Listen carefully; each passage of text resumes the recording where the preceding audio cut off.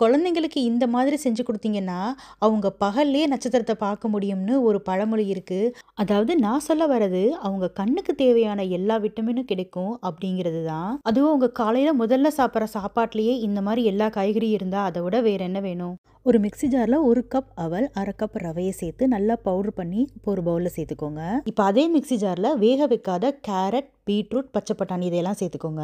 இதை எல்லாத்தையும் சரிசமமான அளவுல சேர்த்து, ஒரே ஒரு பச்சை மிளகாய், கொஞ்சமா இஞ்சி சேர்த்து, கொஞ்சமா தண்ணி ஊத்தி நல்லா இந்த மாரி பேஸ்ட்டா அரைச்சு, அந்த அவல் ரவை கலவையில சேர்த்துக்கோங்க. அடுத்ததா ஒரு 1/2 கப் அளவுக்கு தயிர நல்லா அடிச்சு சேர்த்துக்கோங்க. தேவையான அளவுக்கு உப்பு சேர்த்து நல்லா அப்படியே பிசைஞ்சுக்கிட்டே வாங்க. நல்லா சாஃப்ட்டா வரும் இந்த டவ். இதில இவ்வளோ வெஜிடபிள்ஸா அரைச்சு சேர்த்துருக்கோம்னே தெரியாது. அவ்வளோ டேஸ்ட்டா நல்லா சாஃப்ட்டா இருக்கும். இப்போ சின்ன சின்ன பால்ஸா பிடிச்சு இந்த மாரி ஒரு ஸ்டீமர்ல வச்சு நல்லா ஒரு 10 மினிட்ஸ் ஸ்டீம் பண்ணி எடுத்துக்கோங்க. அதுக்கப்புறமா எடுத்து சைட்ல வச்சுட்டு, இப்போ ஒரு பேன் வச்சு அதில கொஞ்சமா நெய் சேர்த்துக்கோங்க. கடுகு, உளுத்தம் பருப்பு, கொஞ்சமா வெள்ளை எள்ளு சேர்த்து நல்லா பொரிஞ்சதுக்கப்புறமா அதில கருவேப்பிலை இலைகள் சேர்த்துக்கோங்க. அடுத்ததா இட்லி பொடி ஒரு டேபிள் ஸ்பூன் அளவுக்கு சேர்த்து நல்லா கலந்து விட்டு, நம்ம ஸ்டீம் பண்ணி வச்சிருக்க பால்ஸை சேர்த்துக்கோங்க.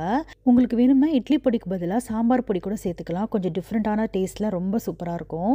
இது சாப்பிட்றதுக்கு ரொம்ப சாஃப்ட்டாவும், ரொம்ப டேஸ்ட்டாவும் இருக்கும். குழந்தைங்களுக்கு இந்த மாரி லஞ்ச் பாக்ஸ் ரெசிபி குடுத்து விட்டு பாருங்க. கண்டிப்பா அவங்க லஞ்ச் பாக்ஸ் எம்ப்டியா தான் வரும். ஸ்கூல்லயும் உங்கள பாராட்டுவாங்க. உங்க குழந்தைங்களும் உங்கள பாராட்டுவாங்க.